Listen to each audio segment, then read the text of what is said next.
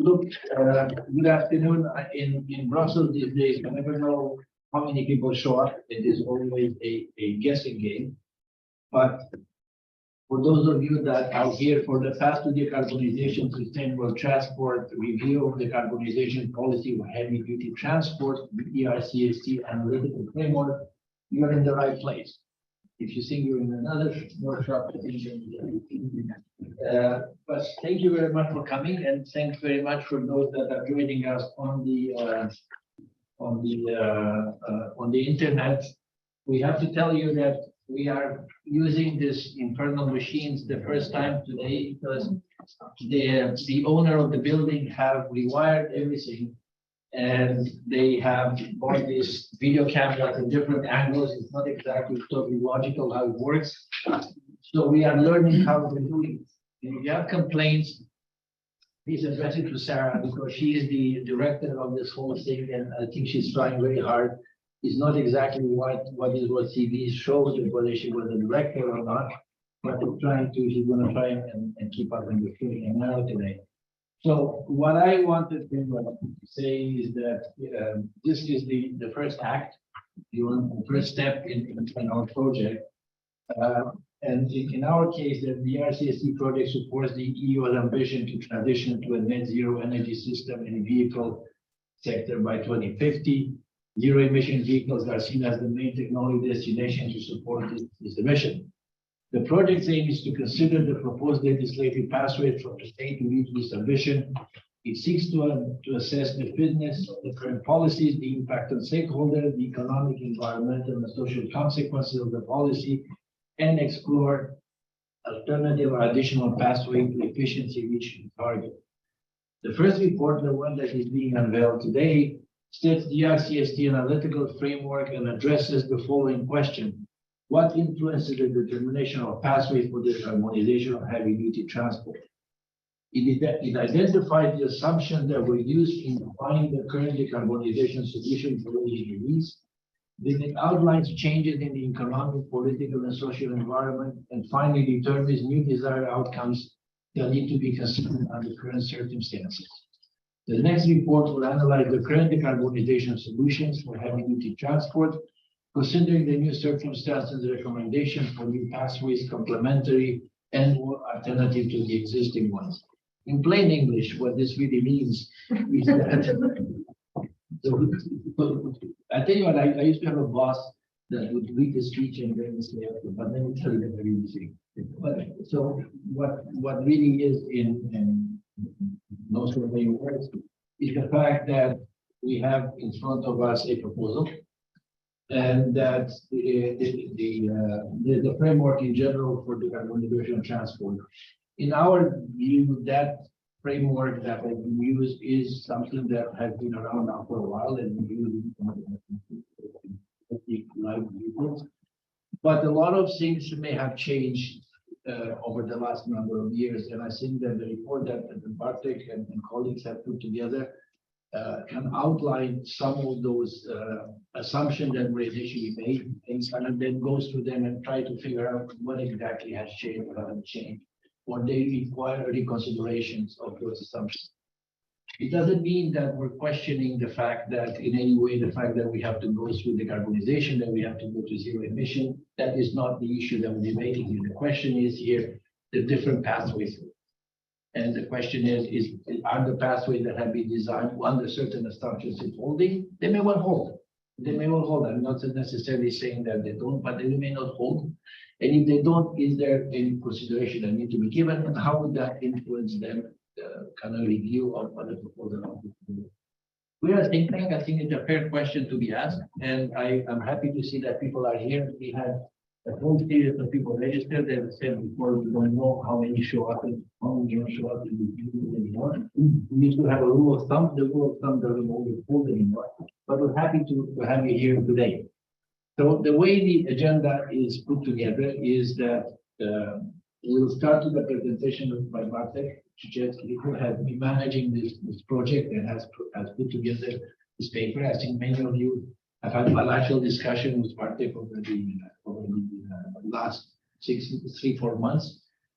We have kind of bugged many of you kind of to make time, and we appreciate you taking the time to get to a conversation. They've been very thank you. Nicholas Penninger from DG Klima will come and talk to us a bit about the, I assume it will be on the proposal. I'm not sure whether you've seen our paper and whether you can destroy it. I'm happy to listen to that.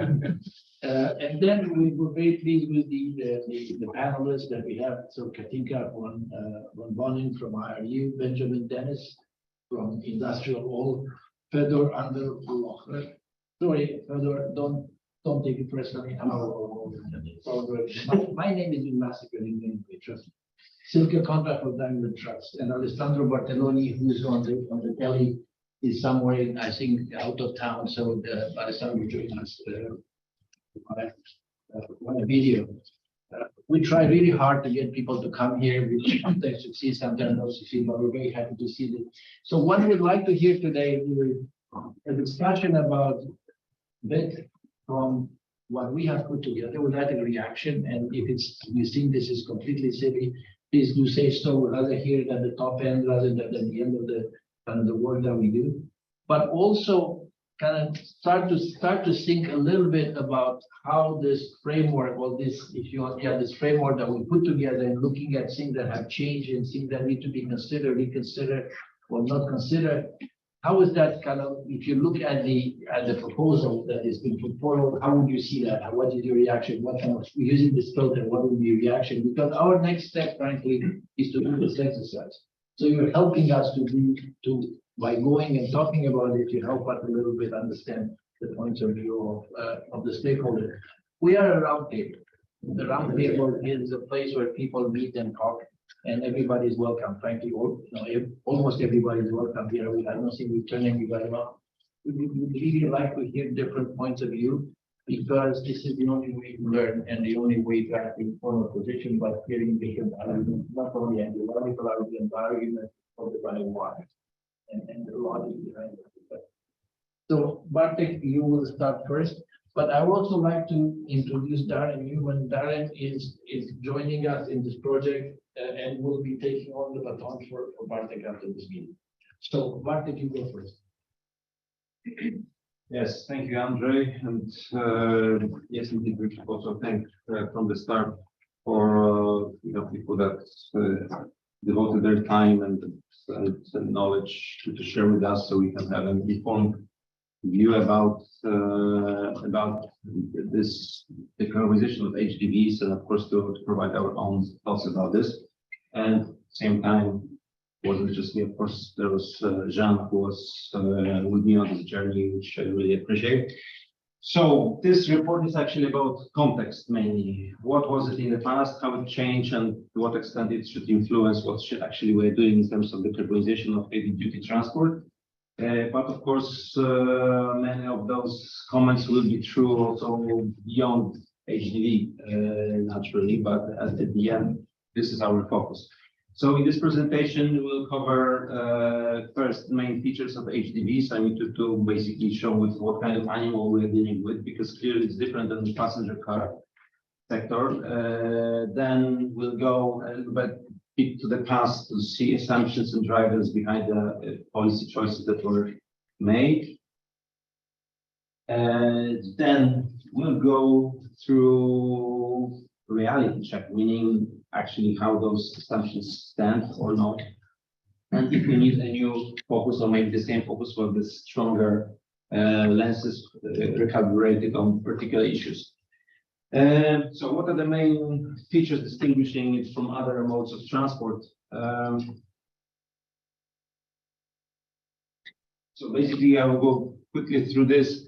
I mean, HDV is different in the sense that it's basically backbone of the EU economy, meaning that it's about moving people and goods and providing various services across the EU.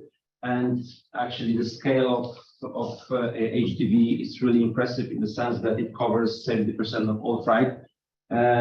So that's really a key component of our economy.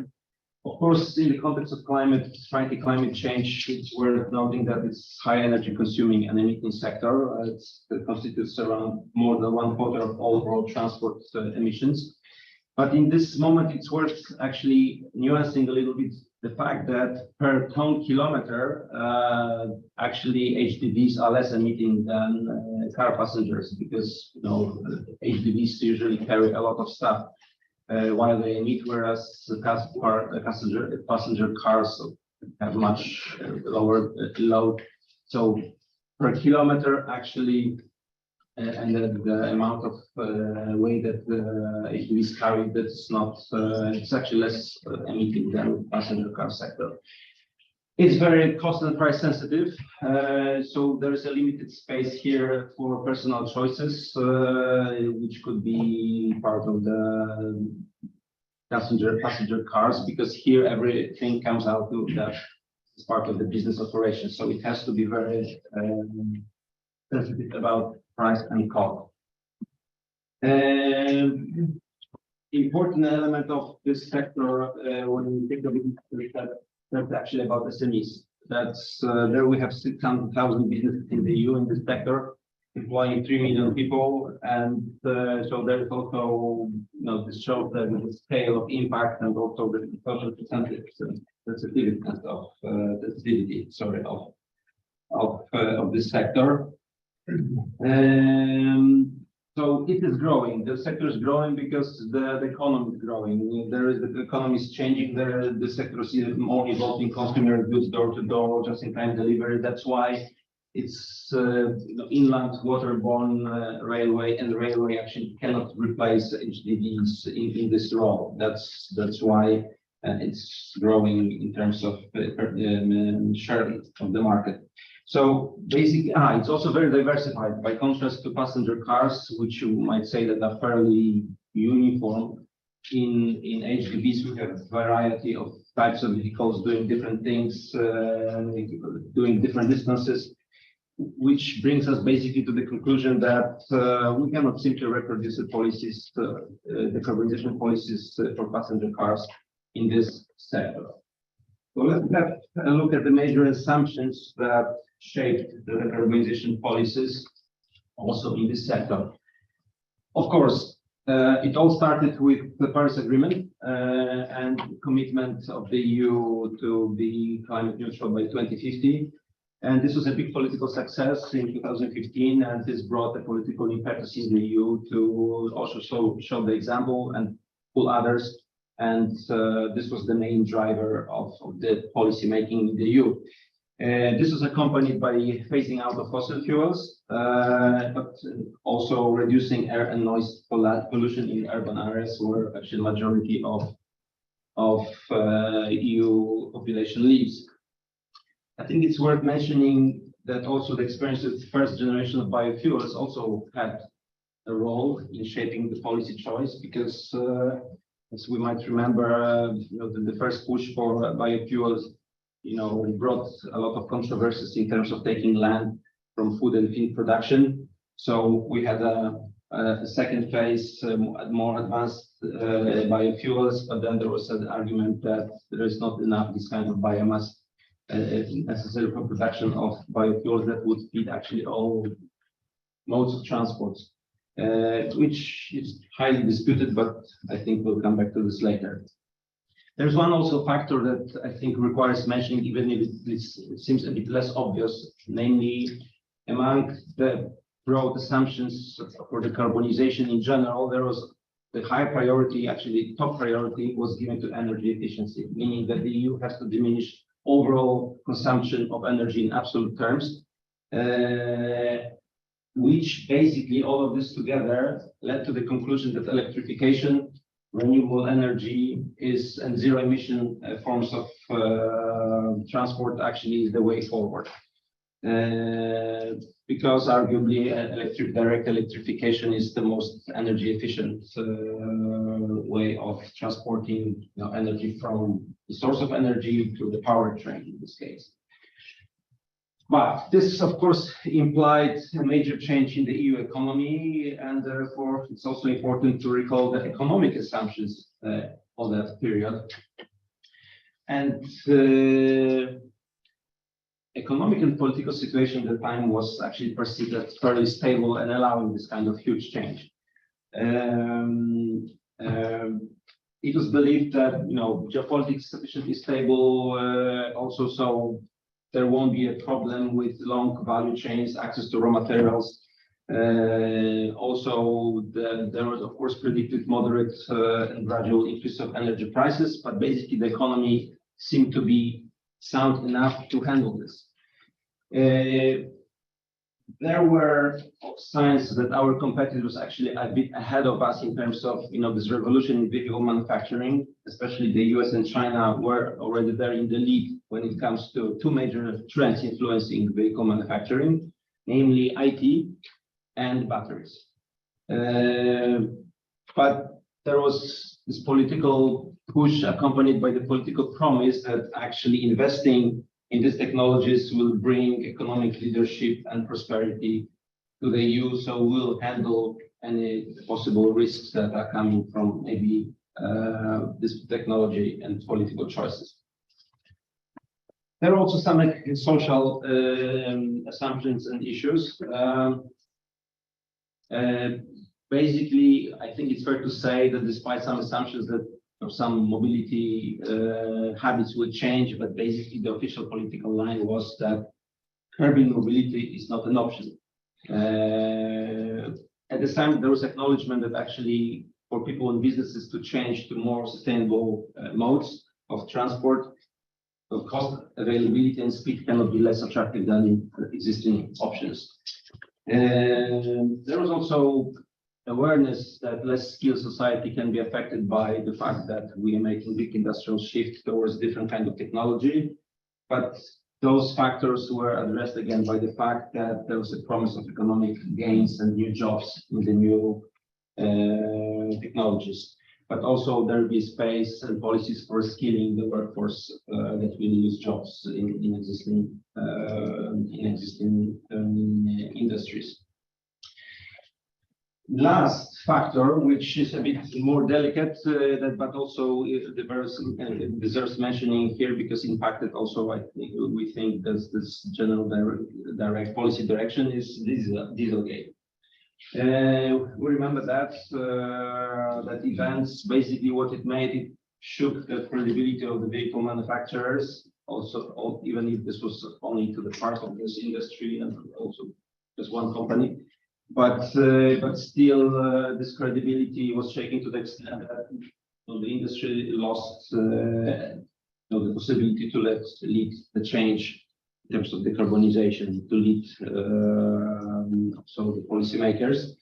And all of those aspects that I have outlined basically led us to broad outcomes, meaning that the broad outcomes being the ambitious decarbonization targets and actually appetite for more from some political circles, but also deep market intervention, meaning that there was certain technological preferences and also preference for electrification and zero emission technologies.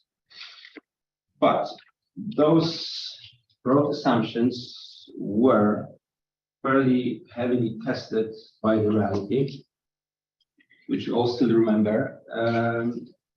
But let me start from depicting the image of the fact that actually the EU has been increasingly squeezed between two different models of doing politics, economy, and also decarbonization, namely between US and China. The one represented by the US is, I think we can describe it as more market-led and driven by very efficient financial incentives. Here we touch upon the famous IRA, which provides very easily accessible incentives for industry to decarbonize. On the other hand, we have another extreme, which is China, with its centrally planned economy and massive subsidies, also the biggest internal market in the world, ensuring economy of scale. The states ensuring big expansion on foreign markets. And we can see the results of this already today, because around 20% of the EU market share of the EU BEVs actually is already taken by the Chinese. And China is basically very dynamically working on its strategy to become a superpower on clean tech industries. And in some of the sectors, actually, it's quite successful. I mean, let's take batteries, which is a key issue today for, especially for our subject matter. And China is actually producing 77% of batteries in the world. So, but the expansion is also in solar, wind, and other technologies. So, how does it affect EU, us? So, first, let's recall that actually EU has been a global superpower in vehicle manufacturing. It comes from long and very high investments in R&D, technical competence in engineering, design and manufacturing in IC, internal combustion engines. EVs, BEVs technologies are less reliant on those technical advantages because the technical complexity is lower. There is also higher overall efficiency of those energy efficiency of those solutions. And therefore, this kind of this industry is actually more reliant on cheap labor and availability of certain commodities. And this puts the European leadership in vehicle manufacturing under big risk. We should be mindful of the history of actually solar panels industry. This market has been created by the means of regulation. Actually, it started with feed-in tariffs in Germany, followed the other member states. And so we created a big market, which today is actually taken over by the Chinese. Well, we see similar trends already in other sectors. I mean, we have had first anti-dumping case on wind industry. As I said, in the electric vehicles, we can see already the high penetration of Chinese made vehicles. Interesting fact that actually big majority, nearly 80% of the BEVs sold on the EU market actually are European brands, which tells a lot about attractiveness of the EU and the Chinese market in this sector. So this will have not only impact on the EU economy, obviously, but also on the pace of decarbonization, because if our competitors are more attractive for investments in this field, of course, our pace of getting to renewable energy targets and all other targets, of course, will be slower. There have been also other major events that needs mentioning, which we all recall, like the Russian invasion on Ukraine, shift in geopolitics, pandemics, and let's have a closer look what difference they make. So obviously, geopolitical instability brings increased risk for markets and investments. Also, there are high energy prices that are fueling inflation, which has impacts on business and society as a whole. And we have also become aware that actually controlling value chains is becoming the issue number one. So that's the main focus of corporates and governments right now, which, especially in our context, the context of Hdb, decarbonization, it's worth recalling that actually China has been labeled as a systemic rival of the EU, but yet it's actually main supplier of batteries to the EU.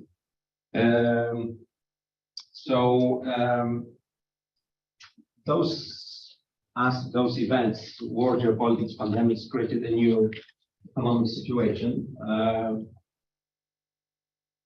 which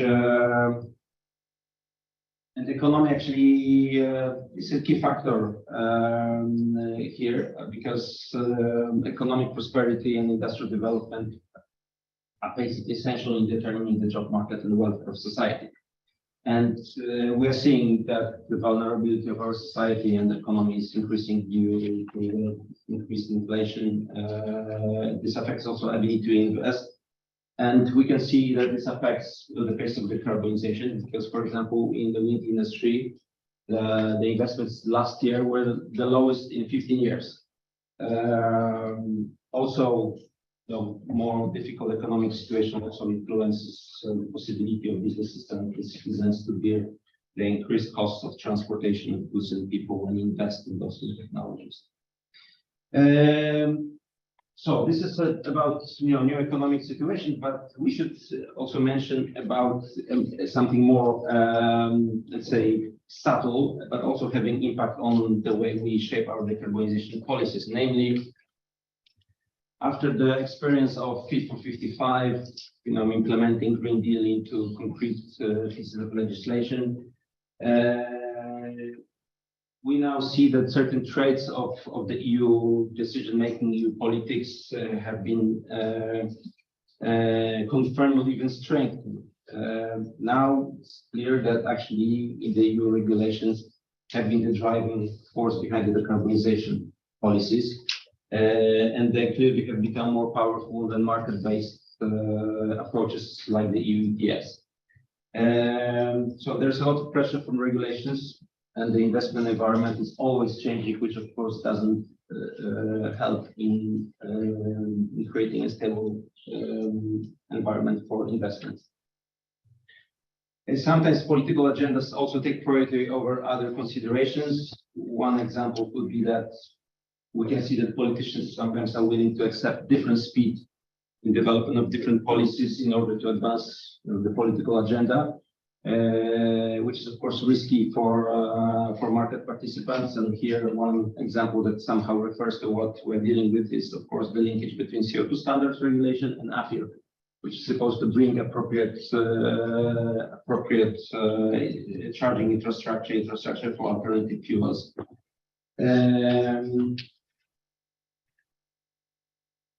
Okay, so actually this is basically the image that we can see after those couple of years, after designing the broad lines of policies that led us where we are today in terms of decarbonization in general, but of course Hdbs in particular.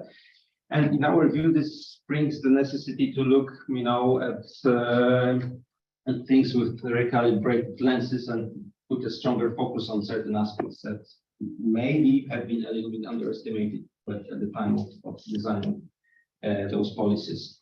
So the main lesson that we see that comes from those experiences, that in drafting any policies, especially the decarbonization policies, the EU basically should accept the increased exposure to instability and take it very seriously, this external and internal shocks, because they basically materialize. Therefore, the stronger focus should be in policy making on resilience. And as long as, of course, we have heard this word many times, it has become another buzz in the EU speak. But the components of this concept actually are very, very important. In broadest terms, this means capability to adapt. And in order to do this, first and foremost, we need availability of alternative pathways, regardless of technological offers, to be able to react to changing circumstances. There are also other important elements of this concept. Security of supply is one of them. Security of supply in context of Hdbs, of course, is very long. It starts with critical materials, key components like semiconductors, for example, which play an increasing role in the contemporary vehicles, but also energy sources that actually put to the vehicles to drive it, whether this is electricity, hydrogen, biofuel, or something like that. Also, we need to be mindful of the overall cost of transformation, that the impact of competitiveness that our choices bring, because ultimately it impacts the capability of businesses and citizens to carry the economic burden to transform. And the last comment on the competitiveness issues, also we need to be mindful of external competitors' advantage and policies, because at the end it influences our competitiveness, which has a major impact on the economy as a whole. One word about sensitivity to societal impacts. We need to fully recognize how important Hdbs are to our society. It's about impact on actually every service and every good that actually we are purchasing, because behind this there is heavy duty transport, and they determine the price that we pay as consumers. But it's not only about the financial impact, We need to also think about how the changes that we are promoting are influencing the jobs and overall economy. And because at the end, businesses and citizens actually finance this change and this transformation. And it's almost, I'm getting there. One of the last points, of course, we cannot forget why we're doing this. It's all about climate. And if we want to take this issue seriously, we need to be able to measure how effective our efforts are in reducing carbon emission and increasing energy efficiency. And here, one of the debates is what's coming out of table of the vehicle, whether this is a actually proper way of measurement of emission reduction, or we should take a more comprehensive approach, looking, for example, at the life cycle of the vehicle. Or maybe another approach should be that we might consider the type of carbon emissions that we are dealing with, whether they're coming from fossil fuels or they're coming from renewable sources like biomass. So these are important questions that we believe that need to be taken on board in order to determine the best path to move forward. And last point on the climate issue, that we have to also keep in mind that we have a limited amount of carbon that we still can emit. So we need to have a very wide range of options available to ensure that the reduction of emissions is actually made on time. And really last consideration is about the policy making. I know that we have heard this, especially, I know that business statements many back, but it may become already true, but I think never enough to repeating this, namely that without stable regulatory environment, it's really difficult, if not impossible, to make a transformative change. Businesses and citizens need to feel confident that the rules won't change constantly because businesses have to plan in long term.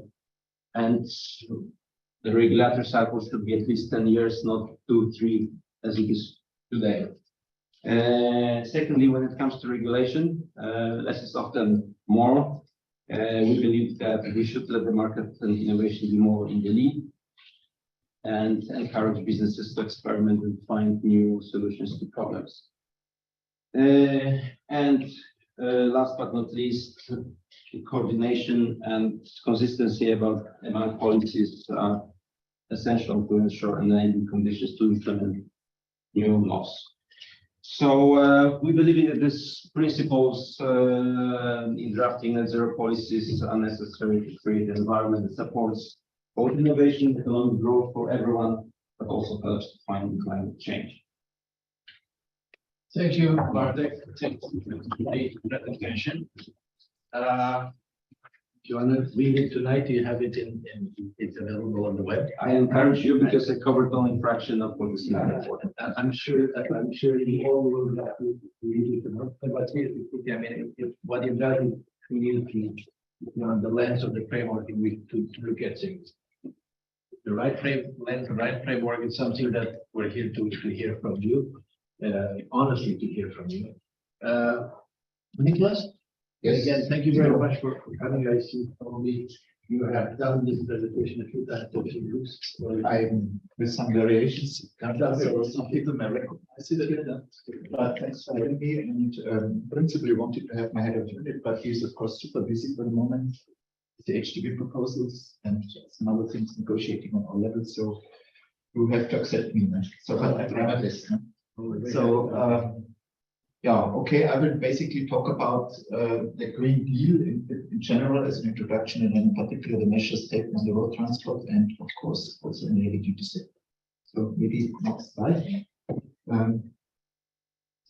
Please next slide. So yeah, the Green Deal. What is the Green Deal? The Green Deal is in principle a collection of various measures which should, in principle of several objectives which have been defined, which would work towards transforming the European economy towards a green and sustainable future, in particular with respect to the reduction of CO2 emissions in a very well-defined pathway, which is in line with the in principle with the 1.5 degree target of the. And there are social elements, there are economic elements, and there are environmental elements. Social elements, no one is left behind. So that basically also from a social perspective, the consequences and the measures which come with the Green Deals are so to say absorbed and are dealt with. I won't go here in the details because you probably have seen this quite a number of times, but we have all these objectives. And then, okay, I can do it. So the check have to push. Okay. Now the Green Deal, the more general objectives, then finally translates first in the so-called European Climate Law. The Climate Law was adopted about 2 years ago in June 2021. And it defines in principle two things. It defines, first of all, a union-wide climate neutral objective by 2050. And it defines also a very specific target, reduction target, which is a bit closer of at least 55% net greenhouse gas emissions by 2030. We get back to the 1990 baseline. There's also a recognition in this climate law that it's not sufficient just to reduce the carbon emissions.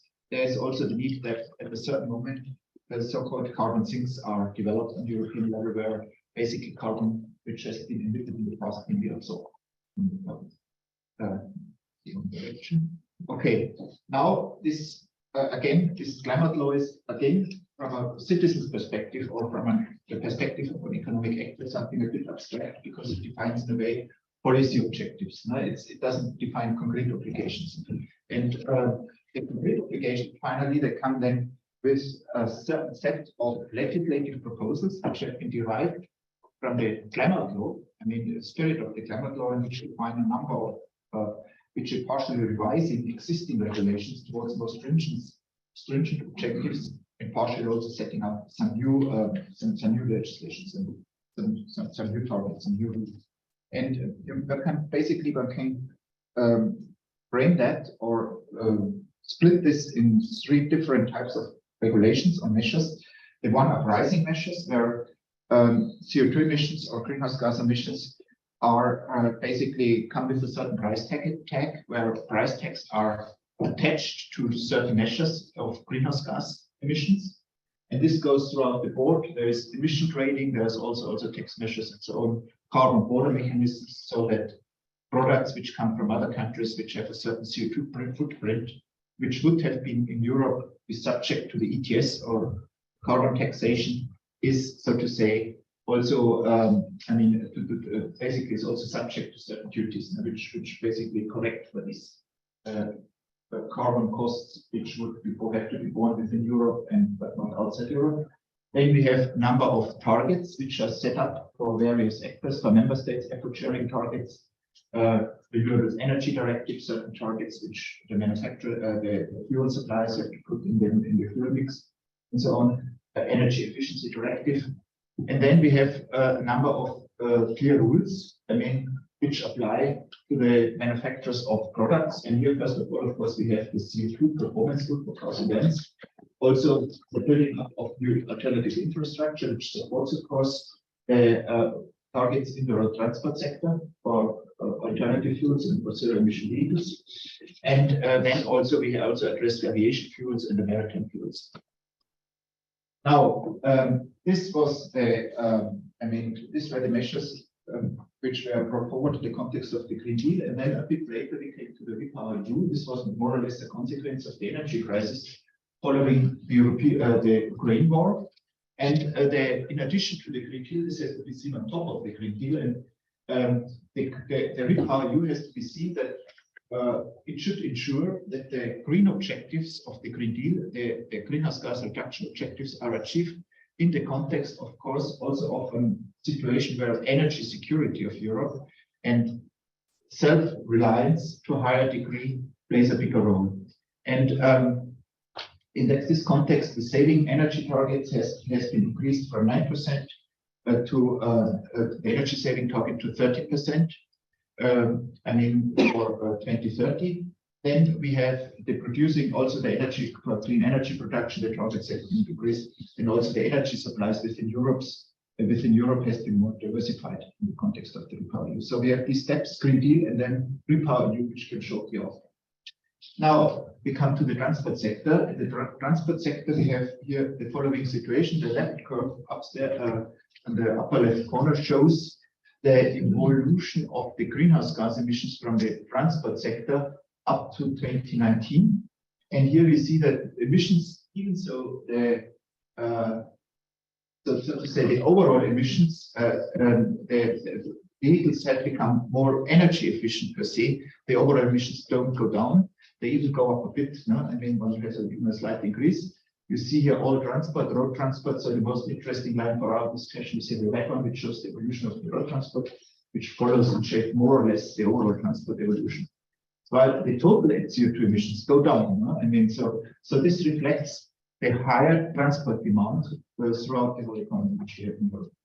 And then on the right-hand side, we have the forecast for the emissions coming from the heavy-duty sector, which we would have, I mean, according to our modeling, if the current legislation in place at the time, be 2019, would have been kept, meaning if we have in 2019, we have the current Hdb standards of 50% reduction by 2025 and 30% reduction by 2030 for the heaviest trucks, so not for all of Hdbs, but for a certain subset of vehicles, then we would have this evolution. And we see here clearly that we are far from getting down to zero here, to zero emissions by 2050. Now, we should also be aware, we should look at the global action. This is the European side, the global action in the road transport side. Global action, there is quite a number of things to be mentioned. If you look towards the US, there is the US federal government, in principle, a blueprint for to go to 100% targets, zero reduction targets by 2040. It's not law, it's not even a legal proposal, but there is, if you wish, it's a declaration of intent, which may become law if the current administration, if Joe Biden wins the next elections and also has certain majorities, I would say, in Congress, then this may happen. But if not, then probably not. But still, it's the first time it's a clear declaration of intent of the US government that they will go for a concrete time with a concrete framework for a 100% reduction target in the economic sector. Then we have the global memorandum of understanding to go towards 100% zero emission target in the Hdb sector for new heavy-duty. We are talking always about new Hdbs, not about new heavy-duty vehicles. By a number of countries. Among those, there are also 5 EU member states. I mean, it's Denmark, it's I think Denmark, Luxembourg, Belgium, Netherlands, and another one which I don't remember, and countries like Canada and so are also involved, non-European member states. It's a clear declaration. And then also one should be aware that also the transport operators are calling for the shift to zero emission vehicles. I mean, there's the European Clean Trucking Alliance, which clearly says that we have to, the European, they say they are ready, they are capable to provide these vehicles. But of course, in order this to happen and to ensure a same level playing field for all manufacturers, this won't happen automatically. There should be a clear regulatory framework. Then, if you look particularly at the city buses, at the urban buses, already certain countries like the Netherlands have already a zero emission. A zero emission. It's not the sales target; it's the purchase target, which member states have. Basically, they only will buy zero emission vehicles from 2025. I think the Netherlands already have it now. It's not in 2025, but there are some others which set these targets as from 2025. Manufacturers also are here clear to have announced a clear zero emission targets by 2030. I mean that they are ready and only want to provide zero emission city buses, and there are pledges by a number of cities and other member states to the Commission to set up the corresponding framework to go to zero emission target in public transport. Of course, having said all this, one also has to mention that there are diverging views by smaller communities and by other member states, which are maybe also not on the richer end, which are here more skeptical. So this just gives you, it looks a bit very glossy here, this picture, but there's also the other side of the coin for the zero emission target for city buses. Now, what is the current regulation for CO2 standards? I mean, we are regulating here the fleet of the lorries above 16 tons, basically, which are the backbone of the European long-haul transport of European transport. These are the trucks, which I always say, which block the right lane of the motorway, which you know from there. And they are now, it's only 4 subgroups in vector out of something like 50 or 60 subgroups, only 4. Well, I mean, well, 8 subgroups, not out of something like, I think, 50 or 60 subgroups we have. But this seems to be little, but in terms of total CO2 emissions, it's about 70% of the HDB sector. So it's already substantial, but these trucks are regulated such that by 2025, there's a 50% reduction target. By 2030, a 30% reduction target with respect to a 2019 baseline. And then practically they stay stable. Now, we have, in the light of all these developments, we have the current regulation, we have general readiness, technology readiness from industry, we have the need to further reduce the greenhouse gas emissions from the heavy-duty sector, and we have, I would say, also global action in many other countries which go towards CO2 reduction in the heavy-duty sector. We have now started in 2020 the preparation of the review of the HDB standards, which is, by the way, also foreseen in the current standard. The current standards call for a Commission proposal by the end of 2022 in this respect. And here we have, in principle, the problems. We have, first of all, the problem is there's insufficient contribution of the heavy-duty sector to the increased ambition of greenhouse targets. Second problem is that the transport operators and consumers are missing out on the most cost-efficient way towards zero-emission heavy goods mobility. What does this mean?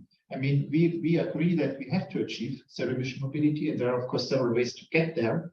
And there is, if we leave this out, just, I would say, to other elements, and we don't intervene regulatory, then we believe, and this has shown on our analysis, that at the end of the day, the operators and consumers will have to pay more for this pathway.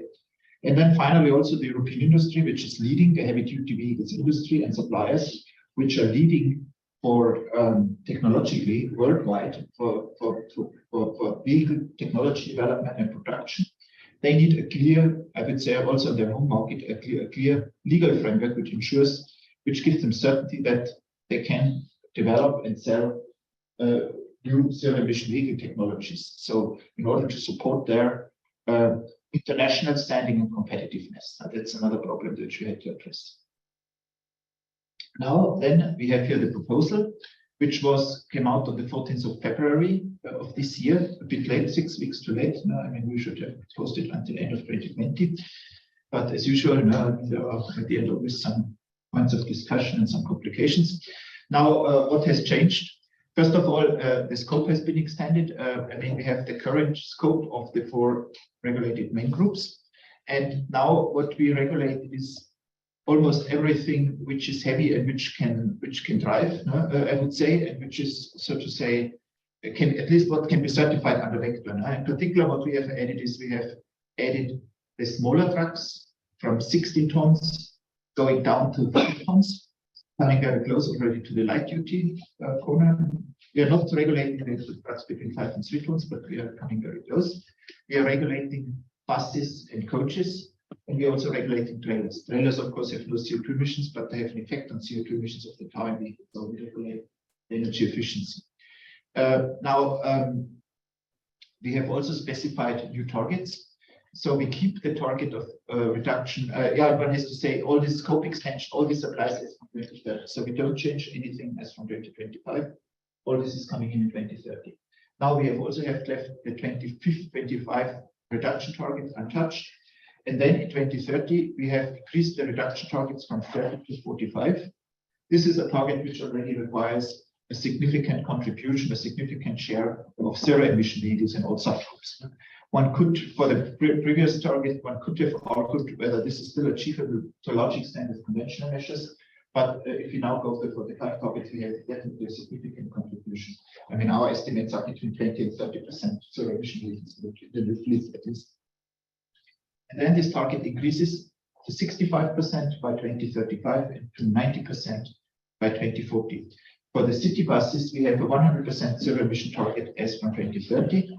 And for the trailers and the semi-trailers, we have energy improvement targets of 7.5% for the dropout trailers and 50% for the semi-trailers in energy efficiency. One should also say that the targets are tailpipe based. So yeah, we look at the tailpipe emissions. So the targets do not include the effects of any fuels and any CO2 reductions which may be achieved on the fuel side, because we consider that this is to be regulated separately in the renewables energy directive. What are other elements of the proposal? Targets, again, as you have seen, decrease in 5-year steps. We have a current CLEF incentive, which basically was double counting under certain conditions, zero emission vehicles for achieving the targets. This will remain there until 2029, and then it will be removed in 2030.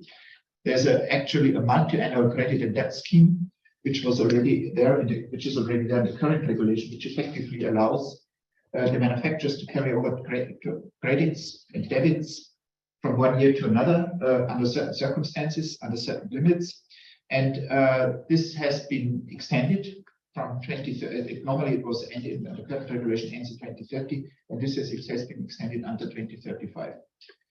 What we have introduced newly is the transfer of vehicles between manufacturers for compliance assessment. This means if manufacturer A overachieves the targets, manufacturer B underachieves the targets, certain good vehicles, so to say, well-performing vehicles from A can be transferred to B, and in a way that also B achieves the targets. This will, of course, happen with a bilateral contract. I guess not for free, no? I mean, but this is a private agreement, and they have to announce this both to the Commission. Then we will perform the necessary steps, and it will be allowed in an unlimited way between so-called connected undertakings. These are basically connected undertaking is a term from competition law, which describes a well-defined. There are certain rules which relate to a common ownership structure. Basically, you could say these are manufacturers which have the same two different legal entities, which either belong the one to the other, or they belong to a third legal entity with certain percentages. So this is well defined. If they're connected, this exchange is possible, unlimited. It's also possible between non-connected entities, but only for zero emission vehicles within certain limits. If you have 5% cap of all vehicles involved, and this is of course why is that so. We want here to encourage, if zero emission vehicles are produced by startup companies specialized in zero emission vehicles, we want to allow these vehicles that they sell, so to say, the regulatory benefit from producing these zero emission vehicles to OEMs, for instance, producing conventional vehicles. We have introduced exemptions for small manufacturers which produce less than 100 units per reporting period. They're exempt from the standards. We have. We should also be noted that there are two compliance conditions. There's one compliance condition combining all trucks and trailers. This means if you have, because we have a lot of different subgroups for trucks and trailers, and you can shift if a manufacturer has overachieves the targets for the heavy truck, for the very heavy trucks, but underachieves the targets for the lighter trucks. You can cross compensate this. That's built into the formulas, as it's the case, by the way, in the current regulation. But and you can also do it between trucks, and you can also cross compensate between trucks and trailers. What you cannot do is you cannot cross compensate between trucks and trailers on the one side, on one hand, and buses and coaches on the other hand. There are two different compliance conditions. Why is that so? We have on the one hand in Europe manufacturers, OEMs, which typically manufacture lorries and buses together, and on the other hand we have a number of smaller or medium-sized independent bus manufacturers. And if we had put that together in one compliance conditions, we would have put the bus manufacturers, this smaller medium, well, they're not so small, but it's a medium-sized companies of maybe a few thousand people employed in an unfavorable competitive position. So we have kept these two conditions separate. Okay, what else do we have? We should also mention that the two proposals merge two existing regulations, the current standards regulation and the monitoring reporting regulation, which was currently in a separate act, which mandates the annual reporting of the CO2 emissions of the produced vehicles by the manufacturers and the member states to the Commission. We have also introduced a new definition of zero emission vehicles. And this is actually important because the notion of zero emission is relevant for our own regulation, because we have a zero emission CLEF incentive scheme. We also have the rule that the zero emission vehicle, a zero emission motor vehicle counts as zero for the manufacturer's target. So a zero emission vehicle will always count as zero, even if we have, let's say, at a certain moment, for buses, for instance, a 100% target, or if we have a target for the rest of the vehicles, which is very close to 100%. So that's important. And in these zero emission vehicles, we have include, of course, all battery electric vehicles, fuel cell vehicles, hydrogen vehicles should be included, hydrogen internal combustion engines, but also hydrogen dual fuel vehicles. These are vehicles which can run on a combination, basically run on hydrogen for their energy. They draw the energy from hydrogen, but they need a little bit of diesel to, as a pilot fuel, to so to say, to light the combustion process. This allows the hydrogen to be used on a compression cycle more efficiently than the pure hydrogen engine. So the targets for the zero emission, the definition is such that I don't want to go into the numbers and the technical details, but it is such that all these vehicles are covered in the zero emission definition. This is, of course, subject to a big political debate, in particular the dual fuel vehicles. And then we have a review in 28 in a report to the Commission, to the Parliament and the Council. We will propose in 28. We already have learned that both the Council and the Parliament would like us to report earlier, to do the review earlier. We will see. I mean, so we will want to avoid that once we have finished this regulation, we can immediately start with the next review, because this is not, it's a bit stressful. Never ending. We also have some implementing regulation. Okay, now what is the coherence with the Green Deal and the other regulations? What are the links? We have, of course, the CO2 standards support the member states in meeting their effort sharing targets for transport. The CO2 standards contribute also to the renewable and energy efficiency regulations, objectives for member states. We have, this is the direct effect of the standards. On the other hand, we have to be aware that the revised ETS and the RED, requiring a higher share of renewable energy in electricity production, of course, ensure that zero emission vehicles, in our sense of our transport regulations, are really zero emissions. We also, if you look at the upstream, emissions become more and more zero emissions. And then also the revised renewables energy directive drives the decarbonisation of the fuels, which is important for the existing fleet, in particular, that the fuels are decarbonized, because here we are essentially talking about new vehicles. And if this regulation comes in force as it stands, we have to be aware that by 2050, we will still have a non-neglectable number of vehicles, of conventional vehicles on the road by 2050, and they need to be operated then on renewable and low carbon fuels. Then we have to see it in the context of the emission trading scheme for road transport and buildings, and this basically ensures that gradually, up to 2043, there will be less and less carbon emissions possible for road transport. This means that effectively the fuel, the conventional fuels, will become more and more expensive and will therefore be pushed out of the market by alternative sources. And there is, of course, I would say, a mutual connection that our standards help the consumers to deal with the situation, because they have a more cost-efficient alternative than to conventional vehicles operating on conventional fossil fuels on the one hand, and on the other hand, also the ESR enables the ETS for road transport enables the manufacturers. Basically, it's demand-oriented measures which supports the manufacturers to achieve their targets, so that they actually can really sell their zero-emission vehicles. They are able to produce, but also the consumers and the operators must buy them. And the emission trading scheme helps, of course. And then finally, the alternative fuels infrastructure regulation has to ensure the deployment of infrastructure in time. At least by 2030, the entire trans-European network has to be covered, has to have a base infrastructure which enables zero-emission vehicles to run this network. Now, a few words on the impact assessment. We have here, you see here the total cost of ownership. We have investigated here 3 different scenarios, low, medium, and high. And we have here clear that the costs for the vehicles are, you see here the bars for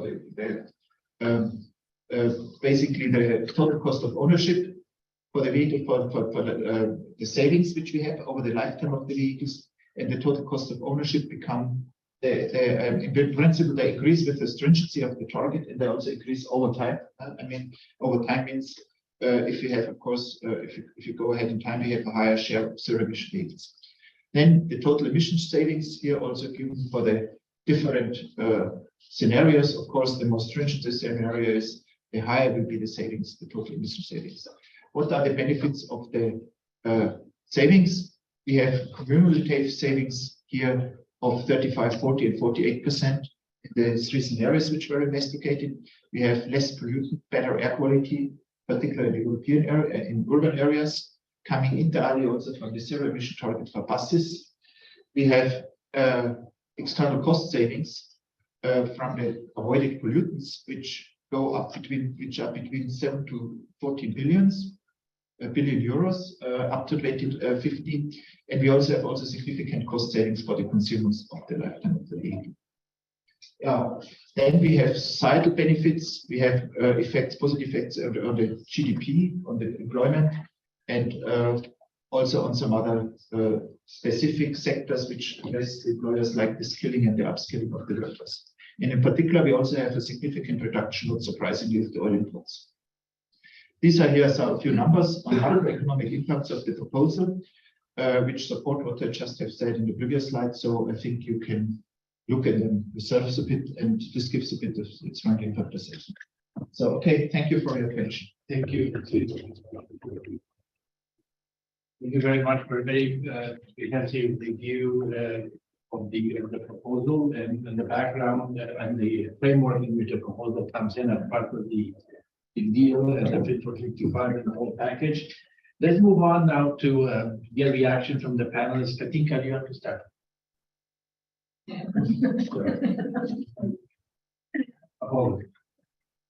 Yeah, thank you very much, Andre, and thank you for having me here. I'm happy to represent the IRU here.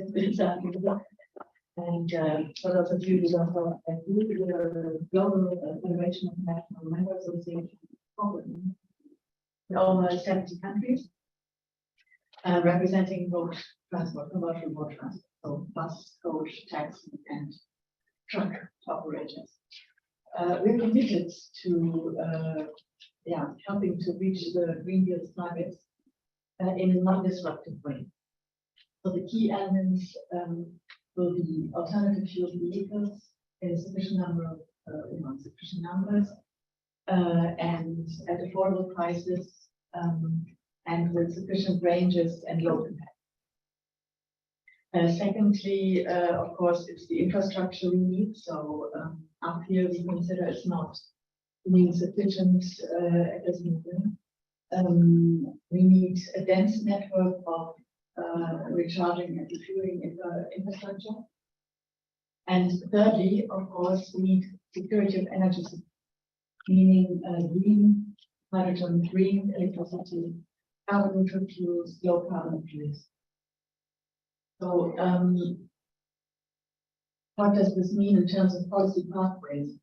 The basis for a competitive and innovative market that can lead to immediate decarbonization potential is technology neutral. So different technologies have different operational needs. And so we have electricity and hydrogen, who will, of course, play a vital role. But there are also low carbon and carbon neutral fuels that have to be part of the So especially when speaking of low carbon and carbon neutral fuels, there we can benefit of an existing infrastructure that is already in place. It's sort of the low-hanging fruit. It's something which we cannot ignore. And sadly, Commission DG Klima is currently closing doors. So by basing the approach on the tailpipe approach, but only looking at what is happening inside the vehicle and not the upstream emissions, we're ignoring many other possibilities that we also be able to add up to decarbonization solutions. I mean, I was quite concerned when you just said we want to focus on zero emission vehicles and upstream will also soon be more and more zero emission. I mean, zero emission vehicles are not zero emission if the upstream part is not zero emission. So we will not decarbonize road transport if we only look at the tail. I think that's logic.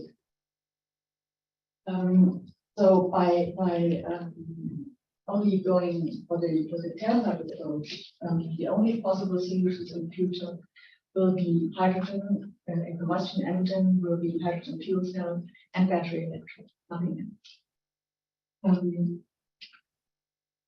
I mean, for us, from our point of view, for a well-functioning, stable transport and mobility market, we need to make sure that the commercial operators are enabled to make choices as well that suit their operational needs. And this will in the end lead to reaching our common goal, which is carbon neutrality. So this would be a short comment from my side. I'm happy to. Thank you. Benjamin? Yes, good afternoon. I look in the right direction. Yes, right. So good afternoon, fundamentally representing Industrial Europe, which is a European Trade Union Federation, which represents workers from the manufacturing industry, notably, including the workers from the automotive sector in general. I'm looking at the discussion we have today, decarbonization policies. I think it's fair to say that we have ahead of us an unprecedented industrial transformation. We have to achieve deep and quick decarbonization, which means new vehicles, new products, new business models, new infrastructures, and all of this has to be rolled out in a couple of decades. In a context which is probably the most volatile context we have had in Europe since World War II. Geopolitics, cost of living crisis, inflation, energy price, and so on and so forth. So the result of that in my constituency is a high level of concern regarding what the future will look like, what the future of employment and jobs will be. And in the frequent contact we have with our members in the automotive sector, we basically have four kind of messages when it comes to the decarbonization prospect. First, our members do not live in a cave somewhere. They know that climate change is there. They know that climate science is crystal clear and that we have to decarbonize as soon as possible. But they want to do that in a way which is socially fair. And socially fair means, first and foremost, ensure that we can keep and develop in Europe the value chains we need to provide quality jobs across the industry. And to do that, we need a comprehensive strategy. We need a series of enabling factors, infrastructures, it has been said, affordable electricity, raw materials, and so on and so forth. The list is well known. But what we now have on the table is a quite fragmented policy approach. We have one silo discussing CO2 standards, another silo discussing Euro 7, another silo discussing AFIR, another silo discussing the ETS, and so on and so forth. So we have a quite fragmented approach, and sometimes between those different silos you have different numbers, different assumptions. I'm sure that some will intervene on that. So it's hard to have certainty about what the future of the sector will look like. In addition to that, we have to, and this is the second concern that my members have, they also look at the global landscape. It has been mentioned by Bartek already today. EU seems to be squeezed between two different models, US, China, which do not really play with the same rules that the ones we have in the EU. In the EU, we have this free trade paradigm, we have the competition rules, and so on and so forth, where other players play with completely different rules. Just to give you an example, in the Inflation Reduction Act, for fleet renewal, they provide up to $40,000 as subsidies to buy zero emission trucks. In California, it goes up to 288,000 euros to buy a new truck. What's the equivalent in the EU? What kind of measures do we have to support the fleet renewal?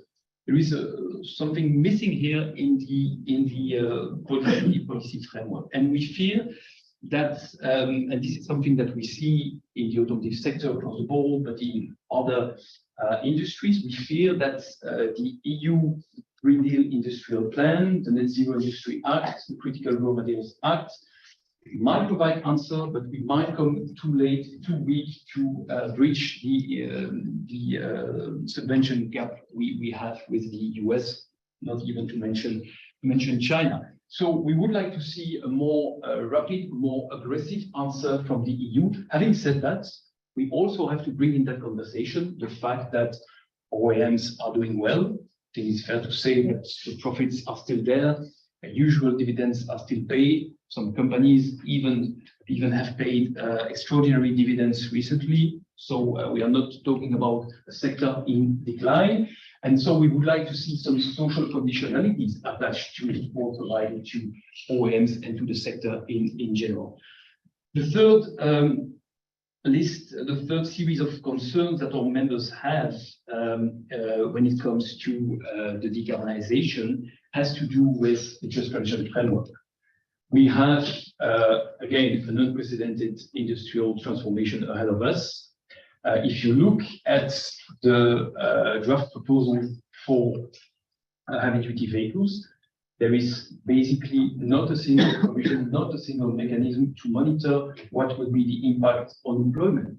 Whereas in the CO2 standards for cars and vans, you have a new article, Article 14, with a progress report that will monitor notably the impact on employment and skills. Because we already know, thanks to the contact we have with our members, that one of the main hurdles to transform the sector is the shortage of skilled workers in the manufacturing side. We have among our affiliates a series of training organizations representing engineers.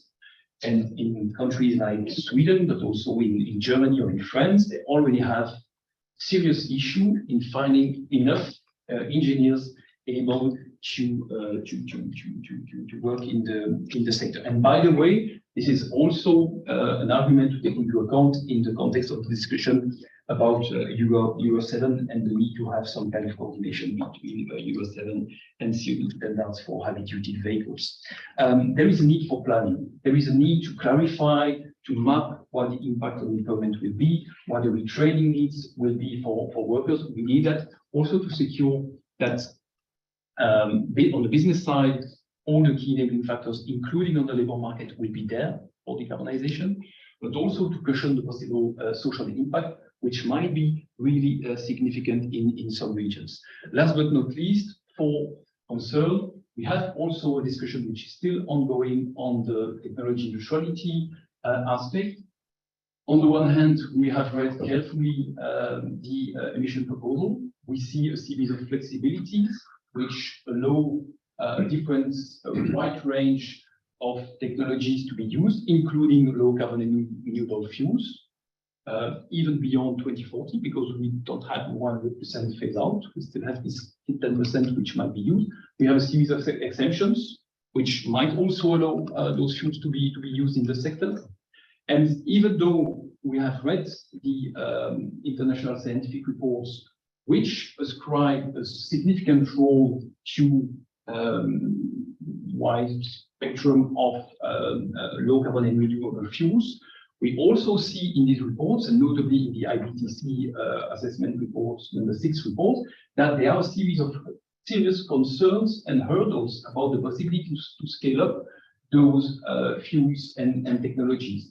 So we say, yes, we want kind of technology neutrality approach to prevail, but we also know that it wouldn't be fair to present the alternative fuels as a panacea. It might complement the electrification and the use of hydrogen, but it will not be the panacea. And last but not least, and this is a crucial aspect for us, if those fuels or technologies have to be used, we also want to see life cycle impact assessment, including on the impact on human rights in the global south, because we know that it might also entail a series of indirect impacts, notably on the indirect land use and land use change, and also on food security. Thank you. Thank you, Benjamin. Without much ado, Theodore.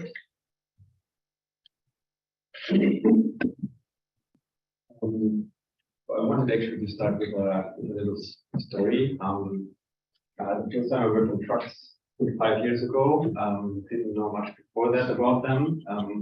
But this was actually a time where, the whole climate discussion was starting, it was before the Green Deal.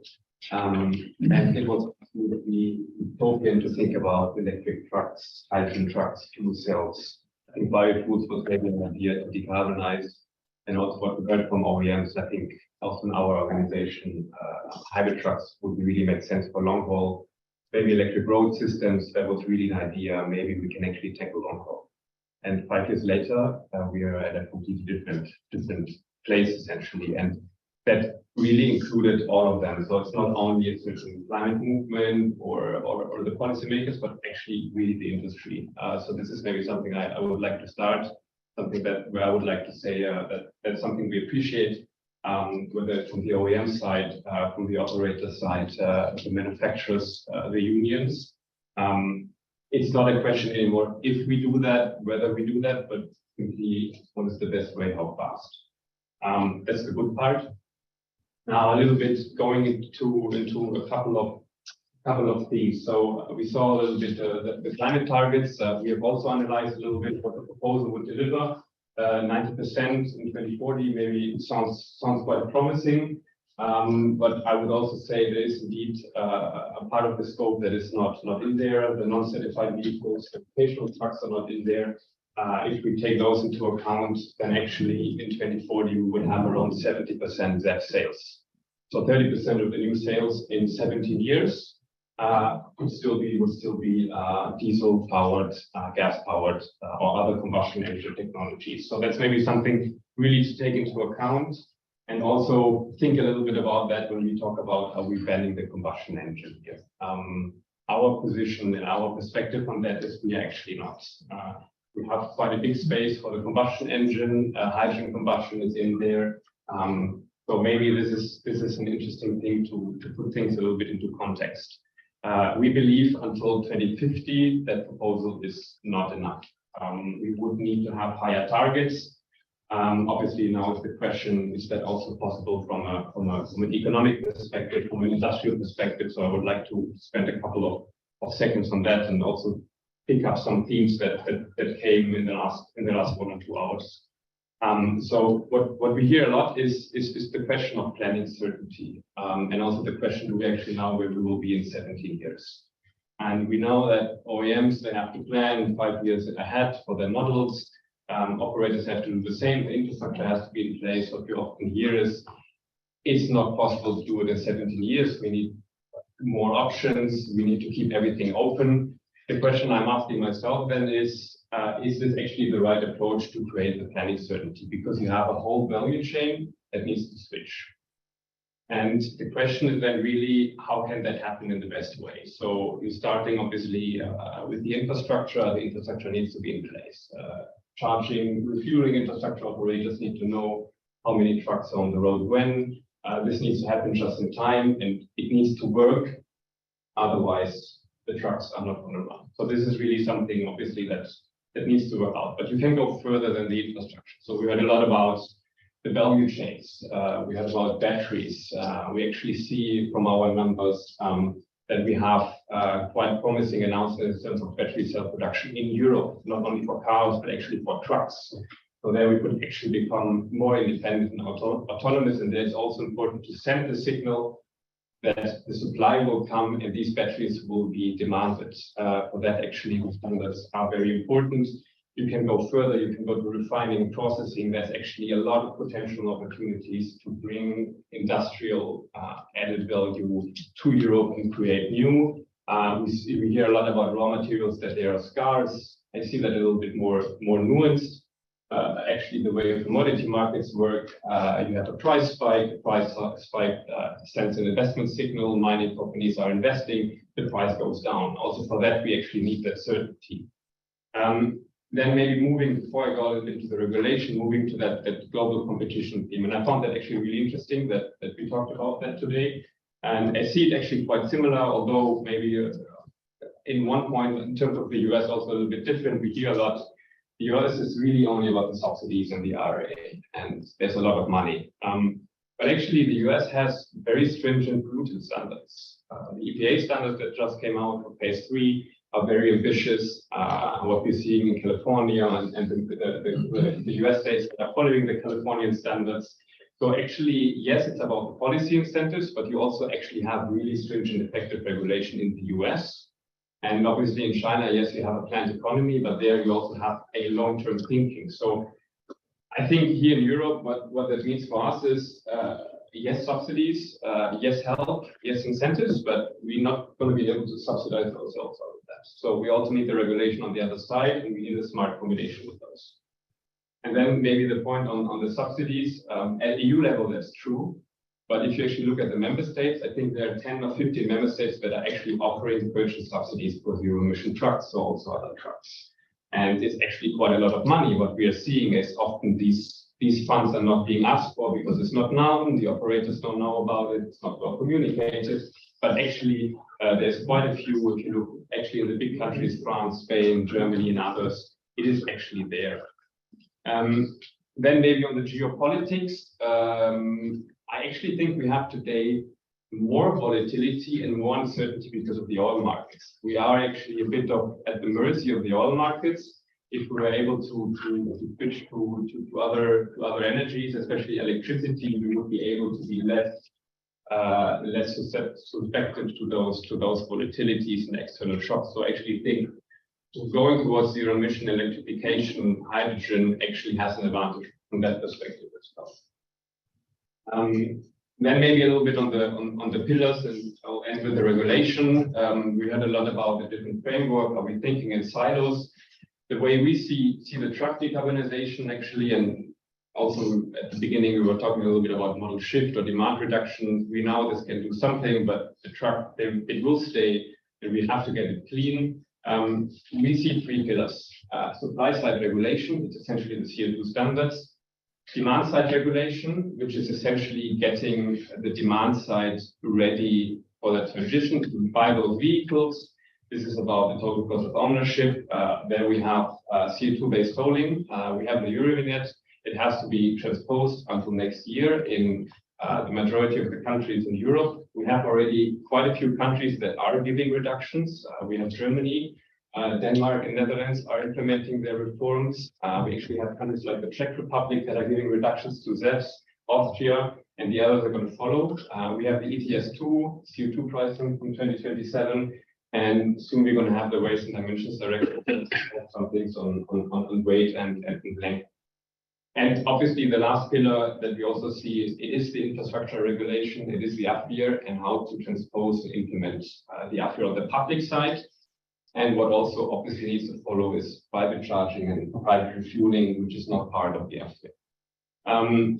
So maybe just to end with that, there are a lot of other things, but I would leave it at that. Thanks, Rudolf. Silke? Yes, thank you very much. I give you perspective of the OEM. We actually have to make this happen and pay for it. So it's a really good idea to look at our side as well. First of all, thank you for this discussion and to discuss all the different aspects. I think the fact that we are all sitting here, it's an issue that addresses all of us. All stakeholders have to be involved. I've been here long enough to know that a couple of years ago, the discussion was completely different. As from Daimler Truck, we have a very clear vision. We want to get zero emission vehicles on the road. We have a fuel strategy for that, as battery and hydrogen. But there's of course a but. We always say, because I know that you as well, you always announce that OEMs make these announcements. Yes, we have made very ambitious announcements, and we want to be part of this solution. But we need the enabling conditions to be in place. It's very simple. A truck is not just a bigger car. A truck is based on TCO, total cost of ownership. If that is not right, our customers will not buy these trucks. It's very simple. So we need the infrastructure. Everything has to run smoothly. We need the energy grid. We need raw materials, raw materials. I think you mentioned something also on the skills, workers. Just as a side remark on that, we are working with technical colleges as well in Germany to tell them what we need purely as an own interest, so we can get those trainings afterwards immediately into a company.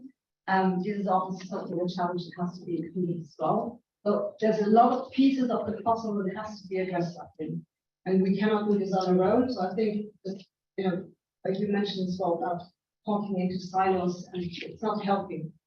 We need a smart regulation. I also want to make a remark on Euro 7 list.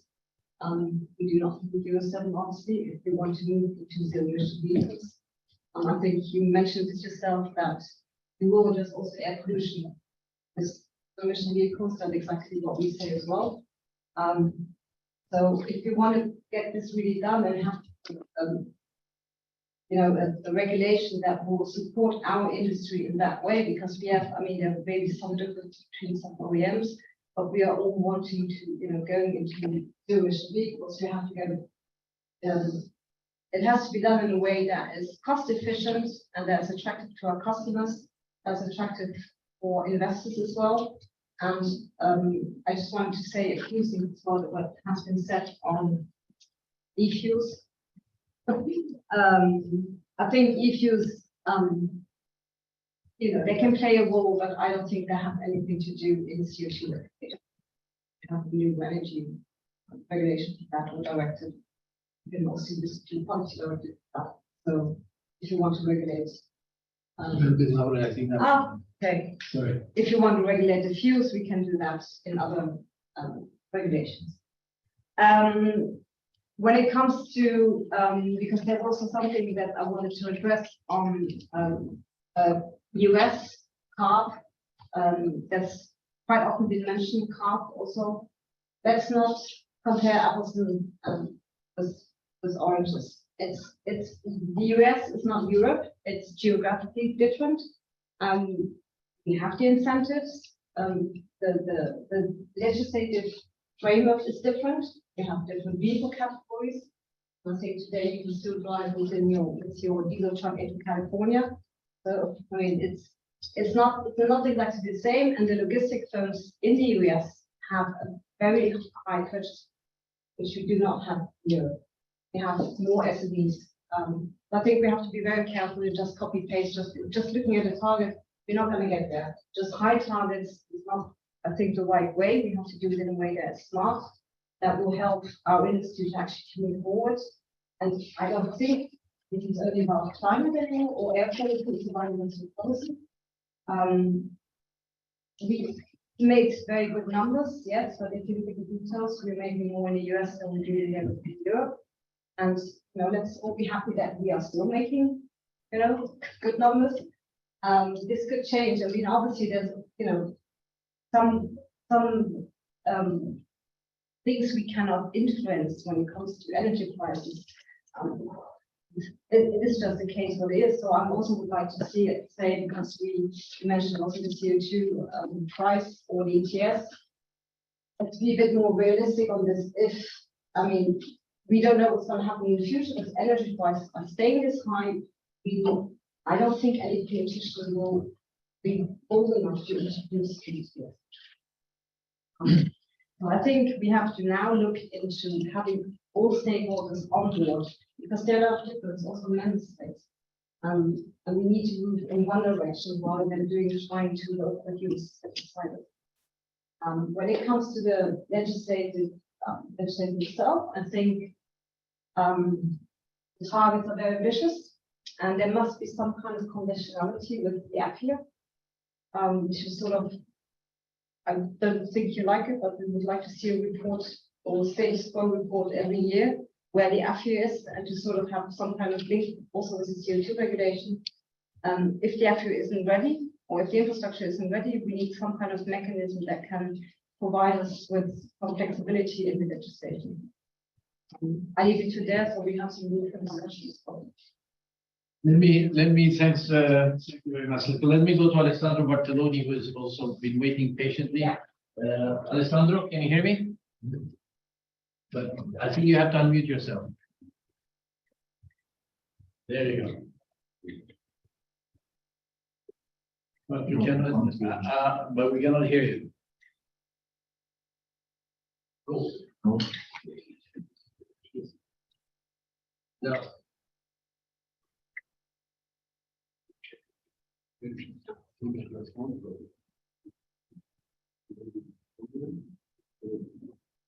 Can you try now, Alessandro? No. No. He's on mute. He's on mute. You're on mute now, Alessandro. Okay. No.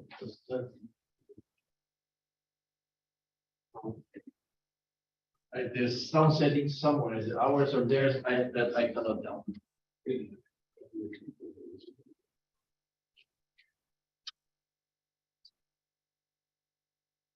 We are fine. Can you hear me now? Can you hear me? Yeah. Yeah. You can. Okay, very good. Okay, so let me start saying that congratulations to ERCST. I think the report is very insightful. I liked especially some parts. I will talk about one of them. There is something missing, or perhaps I would have put more emphasis on some fundamentals of physics. So I think it's important to stress that electricity is a wonderful means to put energy into vehicles, clean energy, and with a wonderful energy efficiency. So this is no doubt a big advantage. And also you don't have local emissions.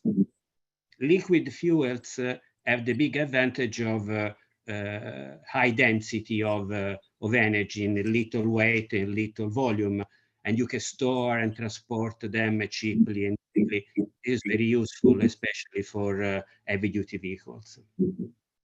Of course, when I say liquid fuels, I mean what the liquid fuels of the future should be, non-fossil, because there is no doubt that we cannot go on with fossil fuels. So in summary, I would say, I would echo Benjamin, one solution can complement the other. It's not that fuels will resolve everything. Not even electricity, should be a combination of technologies. The section I found particularly insightful is the one on the policy making approach, because the reflection you make is that we have seen in the Commission, but I think it's more fair to say in the policymakers, because we have to think of the Parliament that they've agreed what the Commission has proposed for cars, for example, and the Member States as well. Moving from, let's say, moving towards a political agenda dominating the proposal. What is being proposed has been approved. Now, this is something that creates a risk, because it is correct for the policy makers, for the policy environment to establish targets for society. This is their job. The question is, should they establish also the technologies to achieve the targets? But this involves risks, because that something might happen that was not considered, was not foreseen, that the black swans this report talks about, and we have had a couple of black swans recently. We should learn from them. Our society needs to be resilient to unforeseen shocks. So if you choose the technologies and exclude the other solution, you put yourself in this risky situation. So to me, it is clear, it is obvious that there must be a mandate on the reduction of CO2. And this is what the climate law is telling us. And so the regulation should be consistent with that. And this is what actually the Commission is proposing. And they should do that. What instead I have some doubt about is the issue of, for example, let me call it in this way, mandating electrification. I know it's not a perfect definition. For heavy-duty vehicles, it's 90%. We have some exception and so on. For cars, it's 100%. But allow me, mandating electrification, let me call it this way. Now, I'm not an economist, so be patient with me. But let me speak, pretend to be an economist.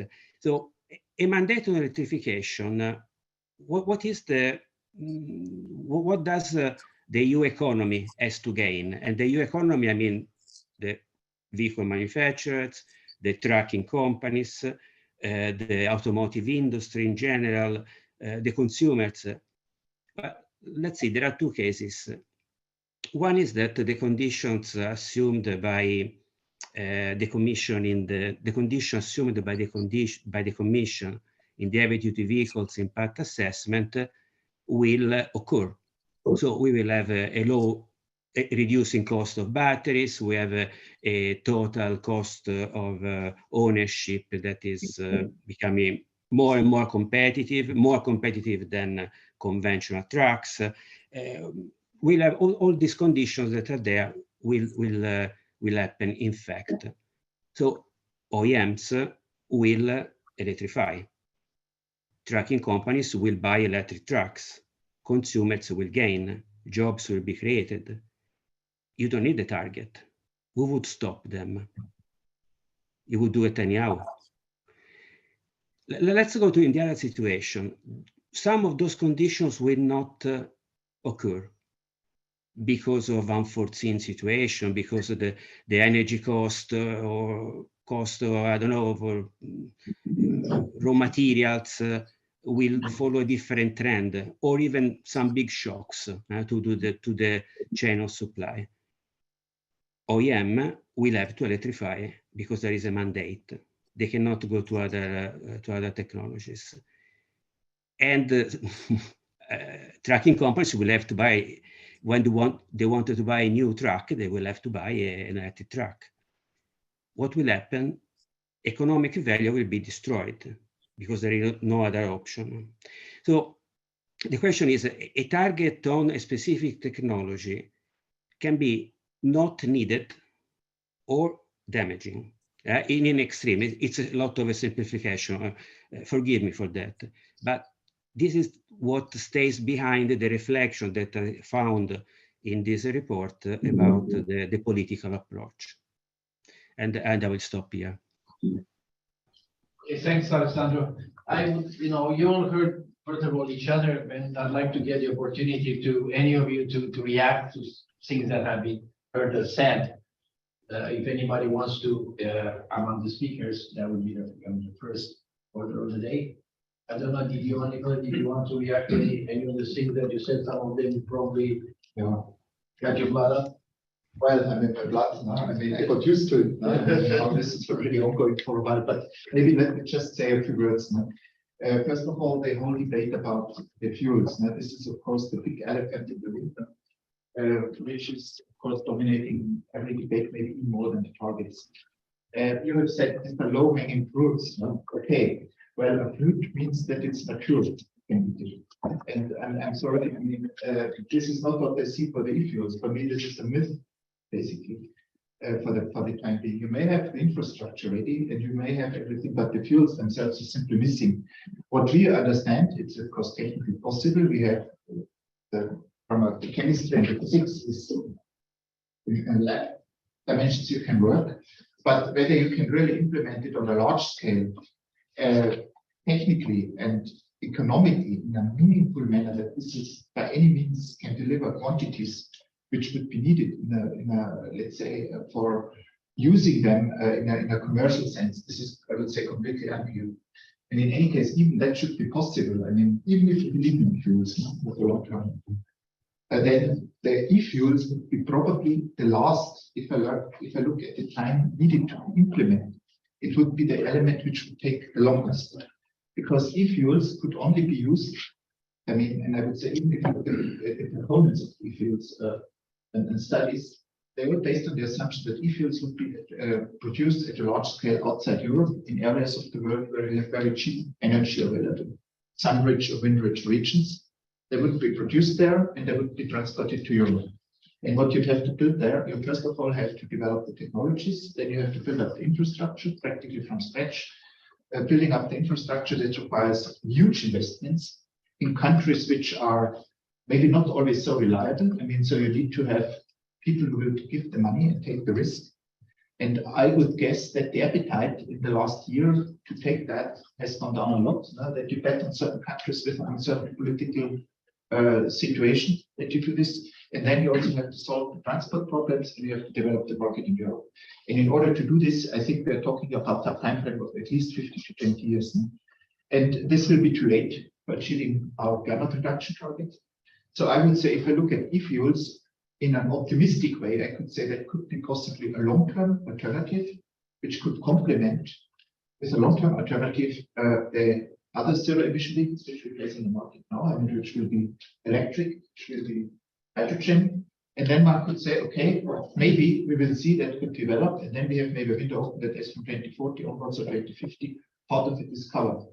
And that would be, in any case, first of all, already a existing fleet, and if it works well, if it becomes very cheap and viable solution, maybe, I mean, I don't have a crystal ball. I don't know what will happen after 2050. Maybe we have some e-fuels, maybe we have no e-fuels and so on.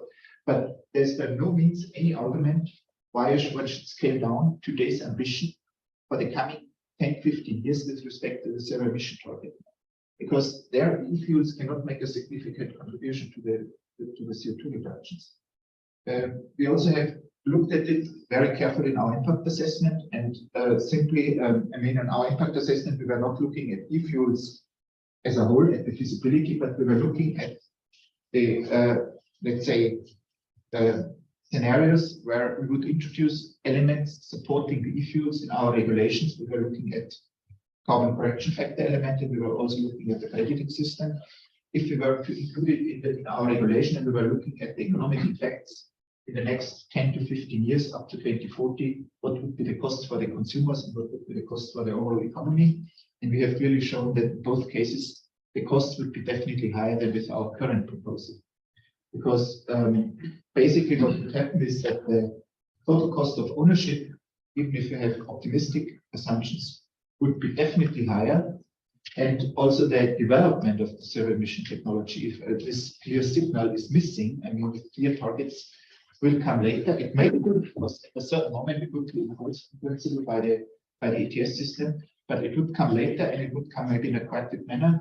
And it would be then if you have to do everything very shortly and nothing is prepared, then it becomes very, very costly. And this is, I think, what you certainly don't want as operators. Yeah, this is for the e-fuels. Then I also have another remark for the costs for the subsidies. I think this is all very nice what you have in the US, but you shouldn't forget two things.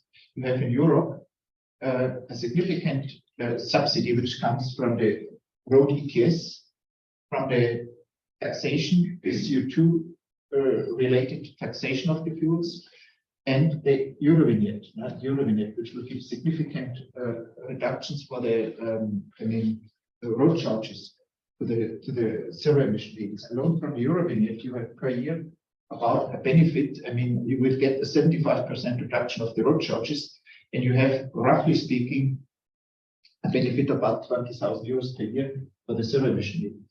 Not talking about ETS and about the savings from the CO2 specific taxation. These are all elements which you don't have in the US. You could basically say in the US, they have to give these high purchase incentives. I must say the numbers in California were new to me, that you would get 280,000 euros because that would practically, I mean, this would be a present. No? Would get the truck more or less for free. So it would be very nice. Maybe we should get one. But okay, in any case, it's true from the IRA, the subsidies are more higher, the additional subsidies, but these are necessary in the US because all the other elements are missing. And I think if we look at the lifetime assessment, then overall, the relative benefits for zero emission vehicles in Europe are higher. If you look at the other, all the others, for instance. Also on the jobs, and so we have looked at this in impact assessment. There is, I mean, one has to say that for the macroeconomic impacts on jobs, the impact is very small, but it is not negative, certainly not negative. We have a higher, of course, it requires a reskilling of the workforce. We cannot just assume that people work today in the manufacture of components and parts for conventional vehicles. They will just change, but it's also a generational thing. We have a long transition period. So the task is that the new generations of worker, people are retrained partially, and also the new generation of worker are retrained in the right technologies. We will certainly not have less jobs than we would have with conventional vehicles. And it's something, it's also a bit different in the car sector, because let's say if you look in the heavy duty sector as compared to the car sector, you have less jobs in the direct manufacturing, but about the same amount of jobs you need as in the car sector for the development of the infrastructure and also the operational and the development of the infrastructure. So the job predictions in terms of numbers of jobs is more positive than for the cars and the vans. So I think that's it, what I would say for the moment. I could, but these are my main points. That's what we want. We're not here to, it'd be great if we all agreed, but we're here to hear different views. Thomas. Thank you, and thanks for the. John introduced yourself. Yes, indeed. Thanks very much. Just two small remarks. Thomas Fabian, I'm Director of Commercial Vehicles by Basea. Thanks for the very interesting discussion and topics that the relevant topic here. One remark, Klaus, on you, no offense, you said at the beginning this proposal from the Commission was about 6 weeks late. It was supposed to be at the end of 22. And it only came early mid-February 23. With respect to the proposed review date in the regulation, there's a review proposal for 28. If the same happens, then we would slip, that just happened for the CO2 standards, we would slip into 29, February 2029. And again, no offense. But 29 means no one would actually care about the review because this is, if nothing goes wrong, still an election year. So we would really argue for moving the review forward to 27. First remark, second remark, and I think it became very clear here, this transition to carbon neutrality is a collaborative effort. So this cannot happen by one single actor alone. First thing. On the CO2 part, though, the regulation here, we're only talking about the CO2 manufacturers that are subject to the regulation here. If it is a collaborative effort to make this happen, why not monitor everything on a regular basis, on an annual basis? Why penalize vehicle manufacturers if anything else doesn't go wrong? Why penalize manufacturers if the infrastructure is not ready? And this is, I would argue, another argument for moving the review date forward. And then the last remark on this is something that Alessandro said. This is a B2B market. So if everything goes well, it is going to happen by itself. So we will not have to worry about any delays. I'm asking if there's anybody on the screen that wants to ask, but Pedro, did you want to intervene? I shook your mind. I mean, I hear this. Shook your mind. Yeah, I mean, we fully agree on, okay, it's business to business. Now, the costs are not there, doesn't work. Would be an interesting point for the fuels, but there's also something like split incentives. Like you're building the trucks, you're using the trucks. But what we have seen in the years before the standards was that fuel efficiency improvements were marginal. And the reasons for this is, it's not because you didn't want to do it, but it's also not, you're not driving the trucks, so you don't directly benefit from higher fuel efficiency. And that's an information, I mean, this is the empirical situation. I could give another example. The below 16-ton trucks are not part of the regulation right now. We see very few, if no, models on the market, and talk to a lot of operators that want to buy a 12-ton as a 5-ton truck, they cannot. So what I'm saying is, yes, it will accelerate at a certain point when you have that inflection, for sure. But just saying the market will deliver that, for me, is a bit too short. So if you want, you can direct me. What was said, just on efficiency on diesel trucks. Efficiency is like the biggest sales pitch in the business. So if they're not coming to us, they're going somewhere else. And now obviously it's range. Okay, that's one thing, but the diesel efficiency was the biggest sales pitch. So saying that we're not doing anything because we didn't do anything before, every little gram was like, I still remember 2010 when we presented our new actuals. It took us 10 years. The developer, I remember, he was tears in his eyes of, we reduced that on how many grams. Every gram is a celebration. So I don't, it's saying that we didn't do anything. I didn't say you didn't do anything. What I said was between 2010 and 2020, if you really look at the fuel efficiency of a 40-ton truck, it's improved maybe marginally. And actually, no, that's not 1.something%. We can exchange on the numbers. So, We can further discuss it. The second thing is, I think we made, I said this already very, very clear at the beginning, we made our decision, our strategic decision has been made, and we will go in that direction. Obviously, there's a lot of, pieces of the puzzle have to be in place, but we made, if there's CO2 regulation, yes, no, we will have to go in that direction anyway, because we made announcements, we have investors, we have stock markets. So it's a bit more complex than that. And so we're going to put, what's CO2 related, we're not going to do. It's just now, and I think that to be very clear, we cannot do this on our own. It's very simple. The message I want, there has to be a lot of pieces of the puzzle that has to be in place. Otherwise, it's not going to work because it's a business environment. It's all about cost. A truck is a working tool. So it has to run, it has to drive. It's not standing outside charging like a passenger car, like my car standing all day outside. But it has to run smoothly, and everything has to be in place. So that's very simple. I mean, the idea is very simple. So I just, Let me go to Renato De Filippo. He's on the screen. Renato, and then Benjamin, back to you. Renato, if you want to mute yourself. Hello, Andre, can you hear me? I can hear Renato. Yeah, so sorry, I mean, the audio was not that good, particularly, I mean, the first part of the meeting. Nevertheless, I mean, I tried to catch up some of the discussion, and firstly, I want to congratulate with ERCST for the report and the presentation. I think there are many insights that stem from the report that are very marked to me. Let me say that the security of supply and the risks that are related to that, particular, I mean, our relation with China, that is one of the biggest competitors of the EU, the capacity of the current regulation to achieve the climate target, ambitious, I would say, climate target in the transport sector. And then I will also remark the effects on the economy. You highlighted that we are talking about the backbone of the European economy.